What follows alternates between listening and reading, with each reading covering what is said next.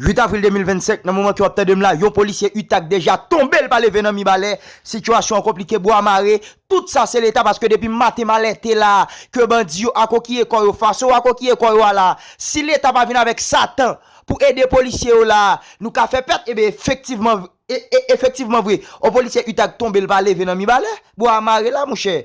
Situation compliquée, qui ça va galayer prête chaise va nous venir de cause venir d'information. Dans bloc Paco là, yo annoncé nous là que bandi commence à piller un paquet de côté, situation était compliquée, nèg yo a goumé son pile front. Bon, c'est top littératif, ça nous pas mettre ça nous pas prêter. Tout d'abord avant que nous déraper, le temps de la publicité. Y me senté, después salió otro merengue, lo bailé un poquito.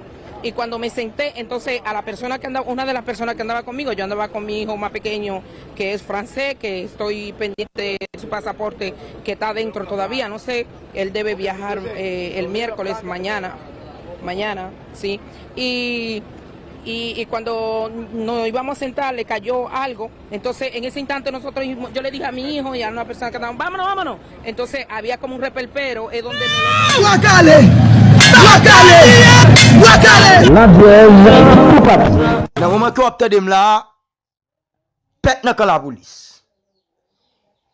Et la police fait pète ça à cause que pas de l'État. Yon grand ville te comme yon balai. Pour l'État ignorer comme ça grave. Yon ville te comme yon balai mérite plus projecteur. Il méritait plus, j'ai braqué sous lui parce que bandi voulait prendre ville ça à tout prix. Premier balai, c'est déjà progresser sous reste plateau et progresser tout sous département de la Tibonite là. L'impossible, attendez oui, l'impossible si nèg yo premier balai pour qu'on rencontre qui fait entre bandi Canaran yo et ti monsieur ça vient yo. Parce que depuis nèg yo premier balai, y a descendre sur la chapelle, descendre sur la chapelle. Zone qui est à proximité de la chapelle, yo tant coup des âmes ainsi que l'autre côté encore. Zone ça on pral 6 bandits yo et on pral vle à tout prix pour yo prendre zone ça yo.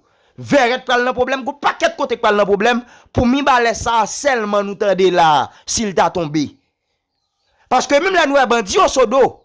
Bandits yo vle détourner attention force de l'audio. Yo connaît que yo pas arrêter sodo. Yo connaît que yo même fait ça yo vle. Intervention 2 jours seulement suffit pour mettre au dehors sodo. Mais mi balé a condition l'autre bagaille que lié.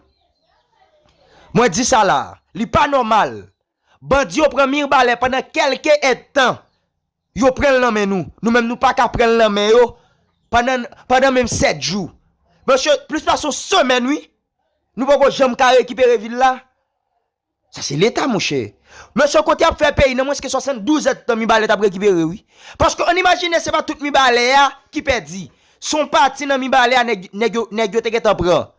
Ça veut dire que pas qu'à une démonstration 2000 policiers ou bien 3000 policiers là pour nous mettre nèg yo dehors. Pas qu'à gagner.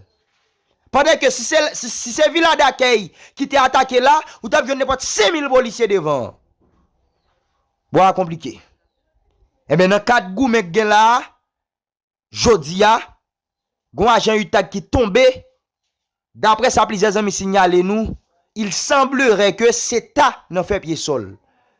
Monsieur c'est vont qu'à toucher mauvais côté, malheureusement, monsieur pas tourné à la vie. Nous perdil, et ça son coup dit. Chaque fois nous perdons UTAG. Parce que yon UTAG, vle di ça vle di ya. Unité temporaire anti-gang. Mais tout ça, c'est l'État. Parce que, backup ferraille, BESAP la police, yo suffit pour yo prendre contrôle mi balai net. Ça que nous connaît contrôle mi balai pour qu'on prenne net. C'est parce que, gon matériel que yo manqué. Matériel là, c'est qui matériel que lié, c'est Satan. Je nèg yo a coquiller quoi, je nèg yo a coquiller quoi de la quoi ou pas ka pote bourrer comme ça. Nèg yo a manger. Et moi dis ça. Yo mande Satan présent Satan, ça veut dire que Satan pas capable passer sur route là pour aller potre forme mi balai. Wakale! La bandi lié pas la vem. Satan pas capable passer sur route là pour aller potre forme mi balai. Parce que route là pour bandi lié. Eh bien pas un problème. Comme route là pour bandi lié. mais c'est comme ça, frère, pas gen l'État malheureusement, mi ba les livrer, sous do perdu totalement, et j'aime dit nous bandi yo, nek sa yo, c'est nek qui ça pas, j'aime quitte aucun bandi kap di nous, yo pas gen problème à telle zone. Depuis bandi yo li pas problème à telle zone, double vigilance zone non.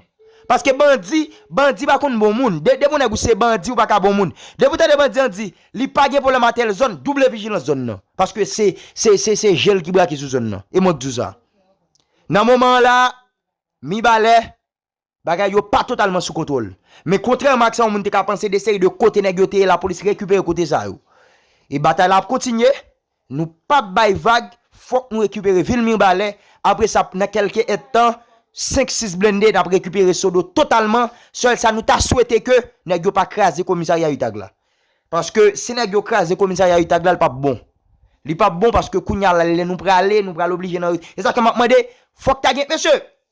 On département en danger comme ça monsieur. Gon gros focus faut ta gen sous lui oui. Faut qu'on moi ta gen 14 lignes de Wakale!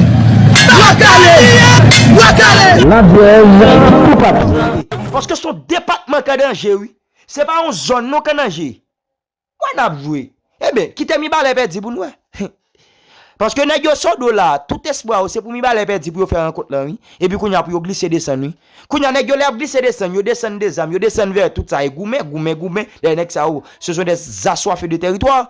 Qu'on a là nèg yo ap goumé là vraiment. Ou ka saisi après ça là, nèg ça va le font rencontre ça vient oui. Parce que plan c'est ça. Nèg yo gen plan pour progresser, quitter la chapelle. Pour aller faire certaines connexions avec ça vient. Qu'on y a la munition exam qui pour arriver joindre ça vient avec difficulté ça pas il pas ça encore parce que zone ça va totalement sous contrôle vivre ensemble. Bal exam peut passer facilement. Pas caler nous on a joué. C'est pas petit plan Jeff Canard dans tête là. Ouais hier yo prend un monde la chapelle. Ça veut dire yo gen plan pour glisser descendre. Les a glisser descendre. Y a glissé descendre pour yo résistance a pas vraiment fort. Vous comprenez? Même pas nous mentir. La police quand on côté pas en confiance mais depuis coalition j'ai ni on côté papa moi confiance totalement parce que les coalitions pas bien moun caprer le cap dit monsieur replier monsieur non nek ça yo nan ça net y a goumé net et ça fait que gogen bagay m'ga dit là et les coalitions c'est pour y al barrer en l'air si nèg yo pas al barrer en l'air quitter bandi yo descend li pas bon monsieur c'est nous même qui pour al barrer en l'air pour nous empêcher ti coco a ti gravia ça yo descendre. Parce que si nous descend, il pas bon pour nous. Il pas bon pour nous du tout. Et kounya là nous allons gagner double travail dans nous département. Nous allons gagner ça vient pour nous gérer, nous allons gagner criminel canario pour nous gérer. Ça veut dire que monsieur le pas bon. Vous comprenez ça là, il pas bon. C'est pas là c'est camper goumelier, n'a camper pour nous goumer nèg yo jusqu'à dernier goutte sang nous. Nèg qui bon confiance dans bataille là c'est Samuel parce que il reprend confiance tout, il fait connaître que lui-même l'a changer face bataille là et son l'autre bagaille que le pralier eh ben monter à bord. Ma pour dernière chance, c'est ça que me souhaite bataille la libérer pays même laissant nous tout couler. Moi mais nous en pays. Wakale! Saldré con más informaciones desde la zona de los hechos. Sí. Gracias, continuamos aquí dando cobertura a esta labor de búsqueda. En esta oportunidad vamos a conversar con una joven que se encontraba en el interior de la discoteca, pero que afortunadamente logró salir. ¿Cuál es su nombre? Iris Peña. Cuénteme, Iris, lo que pasó y lo que usted pudo ver. Había un momento cuando llegamos, Rubí Pérez no acababa de llegar, pero ya toda la orquesta estaba lista. Y él iba entrando cantando, todo estaba muy bien, la discoteca estaba muy llena, había muchas personas. Y en un momento cuando nos sentaron cerca de la pista, yo de costumbre, yo estoy acostumbrada a sentarme bien cerca en el VIP. Yo pagué mi ticket VIP, como quiera me sentaron lejos. Yo estaba tranquila, no dije nada. Y en un momento comenzó a caer como tierra en la bebida, en la mesa, y yo salgo afuera y yo le pregunto a la seguridad y a una muchacha que había afuera, habían 3 personas, que si la tierra tembló, porque yo sentí que algo estaba cayendo de la muchacha, y yo le dije, si la tierra va a temblar, porque no está cayendo tierra, y él me dijo, mira muchacha, nosotros estamos con Dios, eso no va a pasar nada, vete a gozar. Y nosotros entramos. Cuando nosotros entramos, yo iba para el baño, pero Rubí Pérez estaba cantando un merengue muy bonito que me gustaba y yo tenía un enterizo y no quería, y cogí directamente para allá di que para no perderme el merengue. Entonces ahí me senté, después salió otro merengue, lo bailé un poquito. Y cuando me senté, entonces a la persona que andaba, una de las personas que andaba conmigo, yo andaba con mi hijo más pequeño, que es francés, que estoy pendiente de su pasaporte, que está adentro todavía, no sé, él debe viajar el miércoles, mañana, sí. Y cuando nos íbamos a sentar, le cayó algo. Entonces, en ese instante yo le dije a mi hijo y a una persona que andaba, vámonos. Entonces, había como un repelpero, es donde en el otro video que sale, que está grabado, dice, mira, hay como un pleito ahí, no era pleito. Entonces, en ese mismo instante, cayó una piedra y rajó la mesa donde nosotros estábamos y nosotros salimos. En el instante que yo salía, en ese mismo instante, salimos como pudimos. Mi hijo se iba a devolver a buscar su sacoche y cuando él se iba a devolver, un señor lo empujó. Y el señor le dijo, muchacho, ¿para dónde tú vas? Lo empujó duro. Y cuando mi hijo salió, los escombros le cayeron al otro señor. El impacto fue tan fuerte como si hubiera sido un tsunami o un temblor de tierra increíble. Fue algo impactante. O sea, que usted está viva de milagro. Sí, un milagro de Dios. Verdaderamente que es un milagro de Dios. ¿Me repite su nombre? Iris Peña. Muchísimas gracias. Escucharon ustedes las declaraciones de Iris Peña, quien realmente estaba dentro del interior de la discoteca junto a su hijo.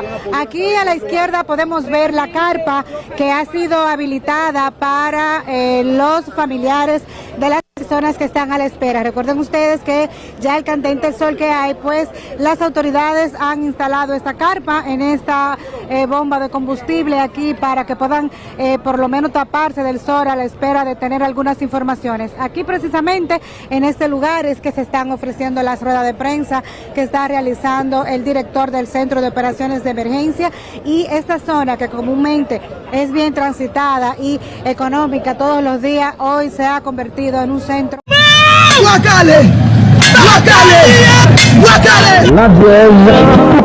refugio para los miles de personas que se encuentran aquí en todo el perímetro de la discoteca Jet-Set a la espera de tener pues informaciones de sus familiares. Y repetimos que esta carpa ha sido instalada para los familiares. Está previsto que la quinta rueda de prensa de la mañana de hoy sea dada en algunos momentos y nosotros por supuesto que nos vamos a quedar aquí. Más adelante nosotros volveremos a hacer contacto con ustedes para llevarles las últimas novedades de las labores de búsqueda y la actualización del boletín que dará el director del Centro de Operaciones de Emergencia. Paso con ustedes. Guacale!